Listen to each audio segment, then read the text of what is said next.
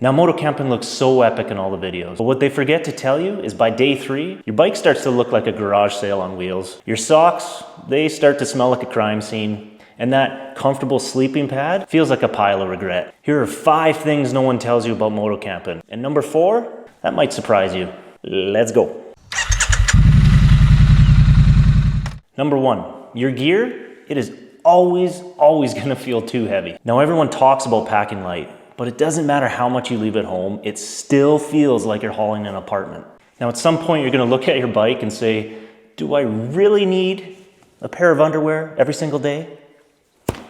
And just a quick pro tip, maybe don't bring light colored underwear. Not a good idea. Now, you're gonna wanna balance your bike before you head out. Maybe test pack everything before you go out camping, or even better yet, if you can go on a full day ride with all your gear on your bike before you actually go moto camping, that'll help extremely. It'll just give you an idea of where you need to make changes, whether it's weight-wise or some unnecessary items that you don't need to pack. And try to avoid those just-in-case items. That's gonna take a few trips to kind of get a handle on and figure out what you actually need and what you don't need. Now, number 2, setting up camp takes forever. And in the morning, tearing it down and packing it all back up, that takes even longer. Now, after a full day of riding, all you want to do is get to camp, sit back, kick your feet up and relax. But surprise, you have to set up your survival system first, and hopefully before dark. Practice setting up at home. Throw that tent up in the living room before your wife wakes up and get the hang of it. Because you don't want to stumble onto a campsite and all of a sudden it's pouring out rain and you're struggling to figure out how the poles go up, how the tent clips in. You don't want to be learning then. Practice at home to make it better when you're actually out there. Choose simple gear and the right gear for you. The gear shouldn't be like in a Rubik's Cube trying to figure out how to set up. It should be nice, straightforward, and easy enough for you to figure out in a moment's notice. Now, if at all possible, try to avoid setting up in the dark. Trust me on that one. And number 3, bugs and critters, they will love you. Now, nobody tells you that you are the main course on a mosquito buffet. Your food is prime real estate for every 4-legged, creepy, crawly critter, big or small, in a 10-mile radius. And they don't even just have to have 4 legs. They could have multiple legs. They could have 8 legs. They could have, what's that little one that has all those little centipedes? Centipedes. They could be centipedes, guys. Now, do you want that title of becoming a true moto camper? Try setting up a tent getting eaten alive by mosquitoes.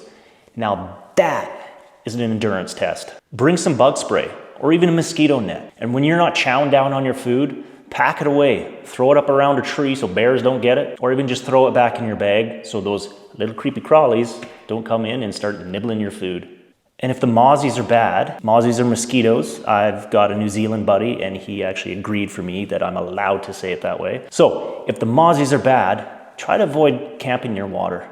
And number 4, sleeping in the wild is actually really loud. Now, you imagine a peaceful night under the stars, but in reality, every rustling of the leaf, every snapping of a twig, and every gust of wind keeps you on high alert. Oh, and don't forget, your buddy who likes to snore, every time he starts going off and singing a symphony, you're gonna think that Winnie the Pooh is outside of your tent. A few helpful tips that you may want to consider: set your tent up somewhere away from Chainsaw Charlie. Use some earplugs. Don't set up your camp near game trails. And don't forget that animals typically try to avoid humans. Unless they're squirrels, then the squirrels want everything you have and they will take everything you have. They're almost like monkeys, but smaller and compact, but they enjoy all of your stuff. And they're so cute, so it's kind of hard to get mad at them at the same time.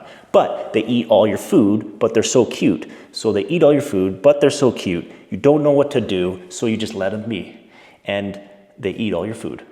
And number 5, food and coffee are more important than you actually think. No coffee in the morning or a bad meal will absolutely ruin your bike trip. You get hangry, you get exhausted, you want to eat. You can't because you're riding, but you're hungry. Be prepared. Food and caffeine are key. A full belly is a happy belly, and a happy belly is a happy rider.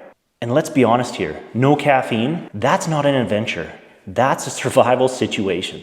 Bring instant coffee so you never run out. Pack easy meals and snacks, and have a game plan of what you're going to eat before you leave.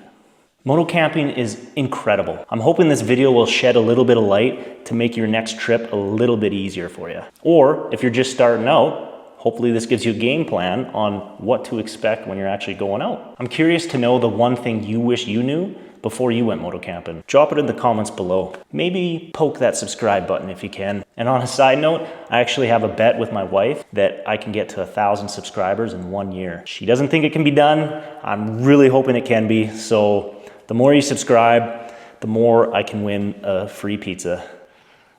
Please subscribe.